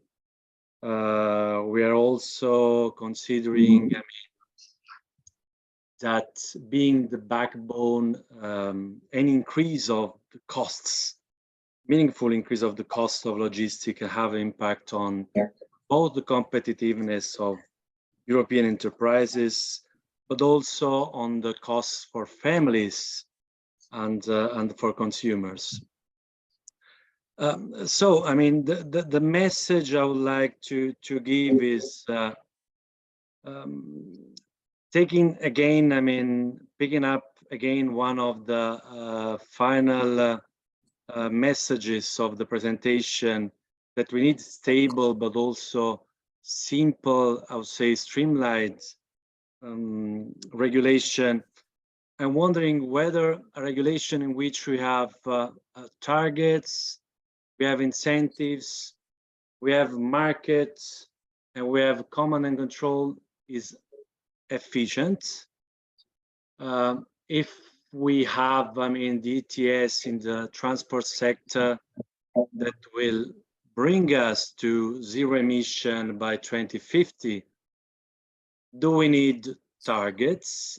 And if we need targets, why we don't try to achieve them in a pragmatic way? Why we cannot use an approach that is more concrete and pragmatic, like a life cycle approach, and just rely on tailpipe approach? I've heard before that the decarbonization of the biofuels relies on the RED, the Renewable Energy Directive. That's fine, but disregards the supply. We need also the demand. And if we have bans, then we will not have a demand anymore. And this can, I mean, for sure, have an effect on the costs for the EU enterprises, but also for the EU consumers. So thank you. This was, I mean, what I wanted to add to the discussion. Thank you, Renato. I have two, like Benjamin, if you want to be short, and then Alex. So I think that at that point Nicholas is going to have to go. But I think you want him to listen to you, not me. No, it's about employment, of course. Indeed, we have seen that from the impact assessment, we foresee a small positive impact on employment. But now, let's be serious, I don't know how much we can trust that kind of macroeconomic perspective. I'm not sure how you can ascribe to one specific piece of legislation a specific impact on the labor market after the digit. As far as I'm concerned, I have limited confidence about that kind of forecast. Now, let's assume that those forecasts are okay and reliable. We need more than a macroeconomic quantitative assessments. We need much more granularity, because we know that behind those big figures, you have specific impacts on some regions, on some parts of the value chain, notably and mainly the part of the value chains that are related to pieces that only exist in ICE conventional technologies. We are talking about plants that sometimes employ thousands of workers, so it's not a detail. And we also need more granularity when it comes to skills profile, because you might have a general positive impact on labor markets, but which will not show you the fact that we will need to fulfill those new positions a certain number of engineers, for instance. And then next to the quantitative exercise, there is also a qualitative analysis which is needed, again, on skills profile and training needs, operational health and safety. Working with high voltage system is not the same as working with any other kind of technology. All those aspects are currently missing in the kind of assessment which is made. And we say we need to develop that mapping, we need to develop that granular impact assessment to know exactly what the impact on workers will be and how we can anticipate, mitigate the possible impacts. Alex first, VP. Alex first, VP. When we talk about renewable fuels, I think I observed today a couple of times that everyone jumps to e-fuels, and I just wanted to clarify that actually there's huge potential on the biofuel side as well. And I agree with the conclusion that a lot of people here around the room hold around e-fuels not being available at scale in the 2030s. And I share that view. We share that view. I think it's dangerous in the context of decarbonization of trucks to not look at all the options available. I mentioned sustainable biomass, biofuels made from waste and residues, made from cover crops, for example, where we see huge potential actually to debottleneck some of the biofuels on the supply side. We heard several times that RED is the mechanism to deliver biofuels. I think it falls short, and this is very much similar to the comment that Renato made. It falls short to recognize how the demand side can be incentivized to use these types of fuels, because at the moment there is no such incentive.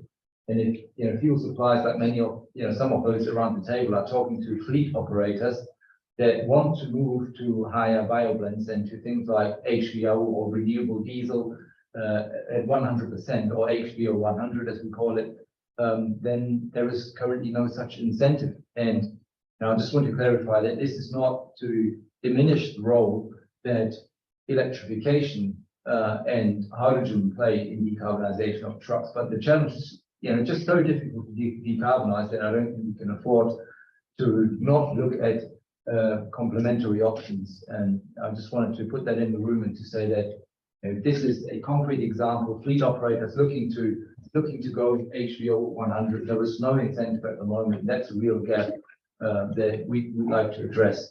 And the solution, I don't think, is moving away from tailpipe emissions, but there may be other solutions that, whilst maintaining the tailpipe emissions approach and while building on the RED approach, can help operators overcome this hurdle of seeing some incentive to move to higher bioblends, in addition to purchasing zero emission vehicles more and more over time. There is an incentive, that is the operational need that can be fulfilled with biofuels. And I agree with you. I heard that in 2030 can have a biofuel scale up to 1.1 exajoule. And if you think of the heavy-duty vehicle sector, there are currently 6 million heavy-duty vehicles on roads. So, and 30% of this is long haul. And the ranges that are currently being presented with electric trucks are not sufficient. But with biofuels, they would be so effective. Very sure. So can Very short, sorry. I promise to interview you in our life. Yeah, I just wanted to, obviously the fuel issue is something that has been discussed all the time. I just want to clarify, the thing is with fuel, we cannot make our strategy, and we have a CO2 regulation, it's 45% on 2030, we cannot reach that without zero emission. Very simple, otherwise we have to pay. That is given. Well, on side. Fuel side, it's too much insecurity, and we cannot do our strategy, our company strategy on something that might be there or not be there. So it's too much, insecurity when we know that if we don't comply with this regulation, we have to pay penalties, which we are actually aiming at. So, and we want to avoid those penalties. Otherwise, in the end, we just have to calculate penalties or, selling our vehicles on the marketplace just to avoid penalties, which cannot be the case of industrial waste. Maybe I can say a few words, but I can't say much because I have another meeting actually about hydrogen internal combustion engine, how we proceed with the regulation next step. So really a relevant topic. But Just like a meeting, we can pay everybody there. We actually maybe just on the regulation. Why do we need regulation at all? If we have ETS, all this was a bit. I wouldn't all this second. The beautiful new world. I think we have to be aware that markets are not perfect. There is no, some omnipotent artificial intelligence which optimizes the route towards the best achievement of these objectives. Okay, if we believe Geoffrey, then maybe this is the case soon, but we are not there yet. Maybe in the coming months or so, but we are not there yet. And under this, we have people. It's not companies; it's always people to take decisions. They take the decisions in a framework of a few years when they're at the helm. They don't always have the full knowledge. And so this is exactly the issue of split incentives. You have certain people, they operate in a certain framework and they have to take decisions in a time frame where they have some certainties or according to their best estimates. And I think this is exactly why we need regulation, which sets a certain framework, which gives these people certainty that they can take the decisions. And this is what also industry asks for, that we have a clear pathway towards technologies, and then you can plan, then you can put these investments to the production of these vehicles in place. Now, on the fuels in general, I acknowledge what you're saying. Actually, HVO is not really a biofuel; it's a renewable fuel. No? What you're mentioning about the renewable fuels, I would say there's no doubts. Everybody would support the idea, the concept that the renewable fuels can be brought on the market, but the overall contribution HVO can make for the heavy-duty sector is minimal. I'm sorry, but you cannot make a significant contribution to that. You cannot cover 20–30% or so of this traffic. And support measures to bring this to the market, they do not necessarily have to happen in the vehicle regulation. Now you have the RED, you have other elements where this support could happen, maybe also some national measures.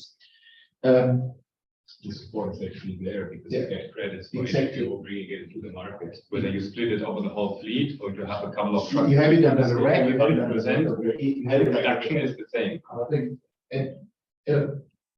so just on that, from the perspective of an operator, you don't get any benefit if you want to move your up blend it and make it. You pay what 180 now for an HVO liter. You would pay much more in terms of the production cost. Correct. You're subtracting your credit price that you're getting.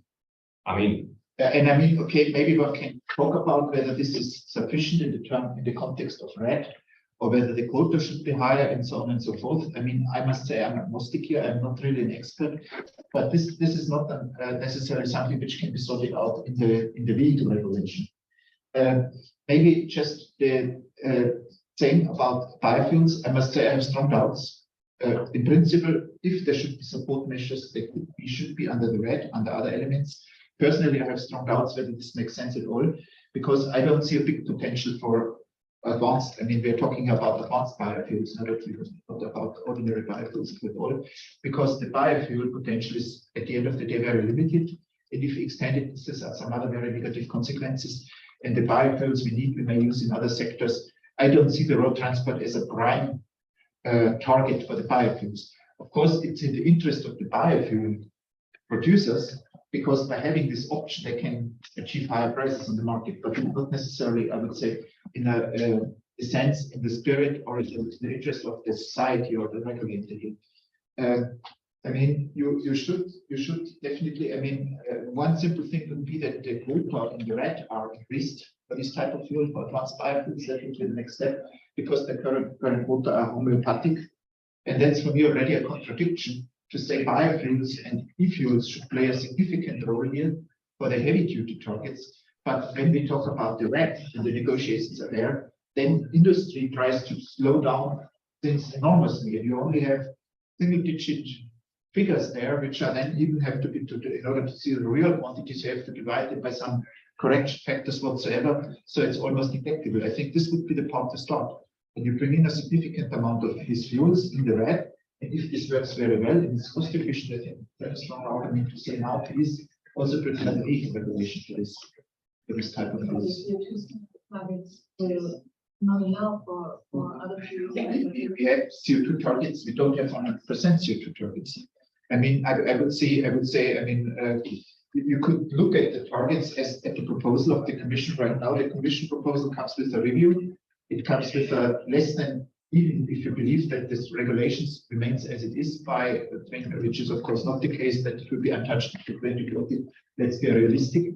There's an opening window. So I would say if you see a benefit, if you really see, I would say you have a clear constraint from ETS. You know, from ETS by 2043, you can in principle you cannot market any fossil fuel anymore. And what you have is you have the existing fleet, and you have in principle a gap of 10% of the heavy duty fleet, with where it is open whether they have to be zero emission vehicles or covered by something else. This is definitely an opportunity. If the biofuels are so great, so nice, it's so cost competitive, it's an opportunity.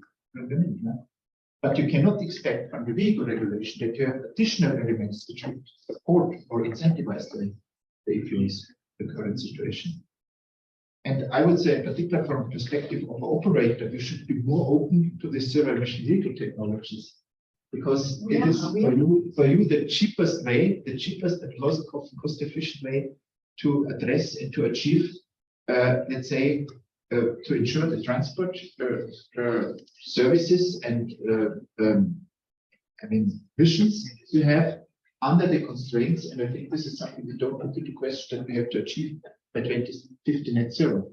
Think of approach, for example, these vehicles don't exist as electric vehicles. Yeah, but the biofuels exist even less. No? For I mean, the e-fuels for the coaches exist even less.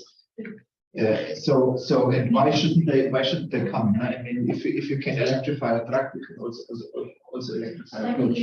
But I think we will come and yes. But I have really to leave now. I mean, I will already be late, and I hope that I'm still on the call when I come back. Thank you very much. And You're welcome. I hope you found it interesting, and I think that we will be.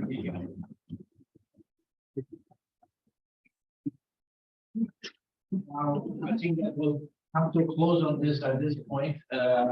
For this is the first step for us.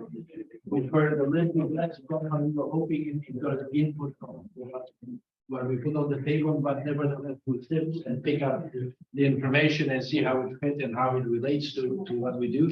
And we'll continue now. I mean, I want to first thank Bartek who carried it from here until here and moving on to other things. But thank you very much, Bartek, for this. And Warren will take over where, you know, Bartek, we have a difference here. Bartek was very familiar with the political process, and I think we're in the technical process. I have Warren, who is quite much more technically able and knows this stuff, and probably we're gonna have more on the policy and the process side. So anyway, but at the moment we keep saying Bartek and John for the effort and pass it back on to Warren. We will be in touch with you with the next steps. Probably after the issue of the ENVI committee report. It's probably sometime in June, so this that will be imaginative. But before that, we'll be in touch bilaterally to pick up your brain on certain things. Again, thank you all very much for coming. Appreciate